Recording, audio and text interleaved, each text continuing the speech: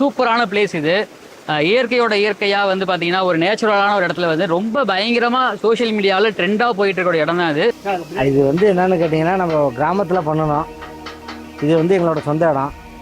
அடுத்தது வந்து நம்ம கிராமத்து ஸ்டைலில் அதை விறகடுப்பில் பண்ணி கொடுக்கணுங்கிறது நம்மளோட நோக்கம். எல்லாமே மட்டன் ஜீரக சம்பா பிரியாணி தான் போடுறோம். ஆட்டு வந்து வெள்ளாடு தான் போடுறோம் பிரியாணிக்கு. அவர்லேருந்து வந்தாக்க திருவையாறுலேருந்து கரெக்டாக ஒரு 4 கிலோமீட்ரு பனையூருங்கிற கிராமத்தில் உள்ளே இருக்குது. இந்த கடை வந்து எங்கள் ஊர் பேர் கடுவெளி. திருச்சியிலேருந்து வந்திருக்கோம். நல்லா இருக்கு, டேஸ்ட்டாக இருக்குது. ப்ரிப்ரேஷன் நல்லா இருக்குது, எல்லாமே நல்லா இருக்குது. லொக்கேஷனும் எல்லாமே நல்லா இருக்குது.